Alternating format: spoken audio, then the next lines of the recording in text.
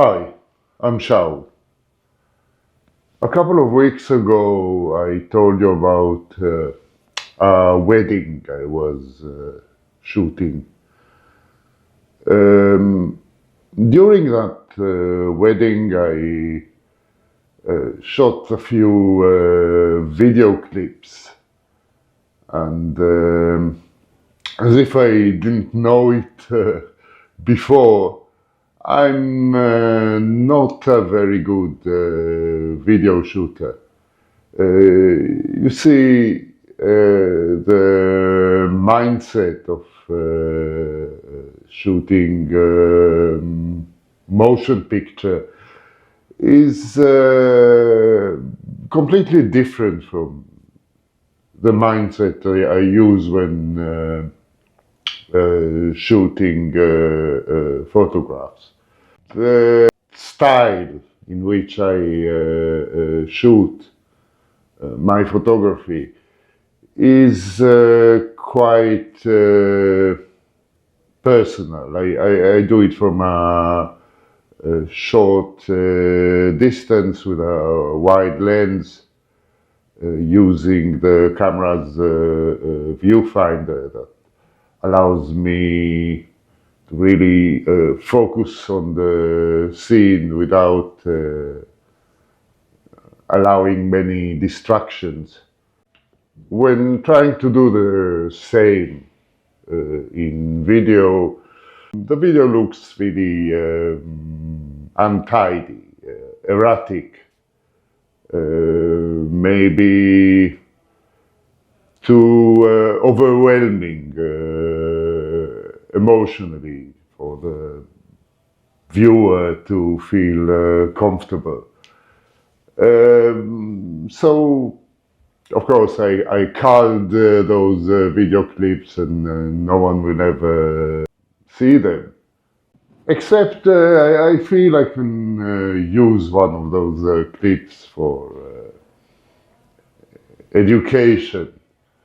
So I can show you how I do my dirty photography, how I use the camera, how I compose the images, and more importantly, perhaps, is how I use time or timing to make these photographs. There is a stark contrast between making beautiful images that are focused on aesthetics, which is what I call clean photography, and the documentary personal style I like to shoot, that I call dirty photography. In clean photography, time is rarely a factor. You usually have full control of the scene, of the subject. You can pose them, or alternatively, you can carefully compose the photograph. You have plenty of time to do it. You can repeat the exposures, making small adjustments until you are happy with the results, until the resulting image is quite what you saw in your imagination, what you plan to do. Usually those photographs are very aesthetic. They're pleasing to most of the people.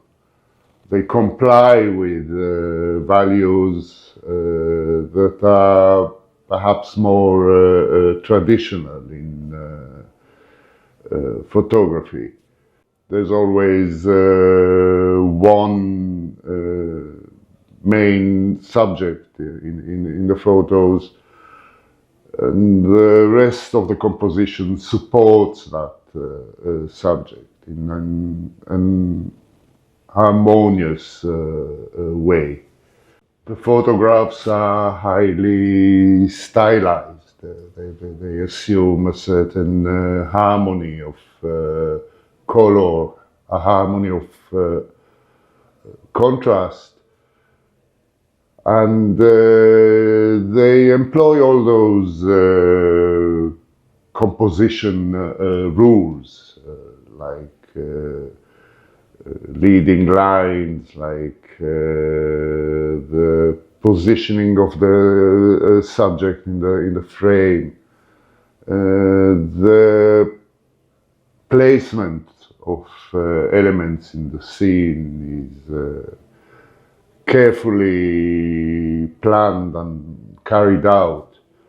In contrast, when doing close distance documentary photography, you have to be light on your feet, finding the best angles to take the photographs from, and quickly reacting to a high-paced situation that is changing all the time.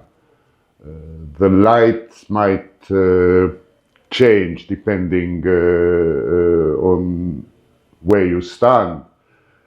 The background changes all the time. The scene is more chaotic. Often it is complex. There is more than one subject, more than one interesting thing that happens. The challenge in this style of photography is to time the exposure correctly, because there are many peak moments that need to be captured, and you have to be very precise in the timing of exposure to capture them, to tell the story of the situation, to convey the emotion in the best way you can. Now, those photographs are not beautiful, they are not aesthetically compelling in the traditional sense. But it's not their purpose. It's all about the feeling, the mood, the story. So I'll just run this video, and I'll stop it at moments that I feel are appropriate for pressing the shutter button and exposing.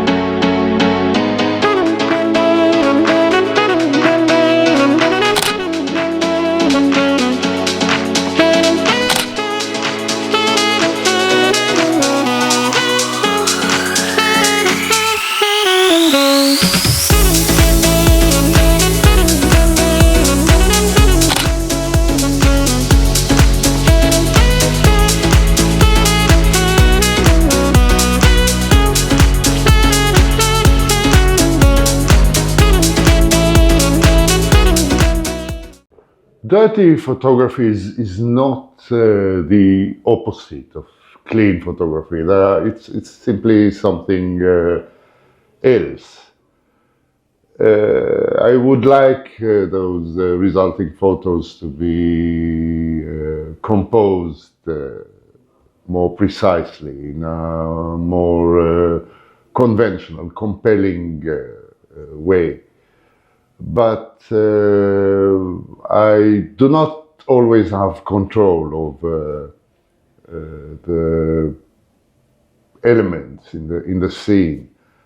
I do not have control over the light. I don't have time to under or overexpose, to take highlights or shadows into account. So I just get what I get. The attention given to the subject in those photographs is often assisted by the contrast between sharpness and unsharpness.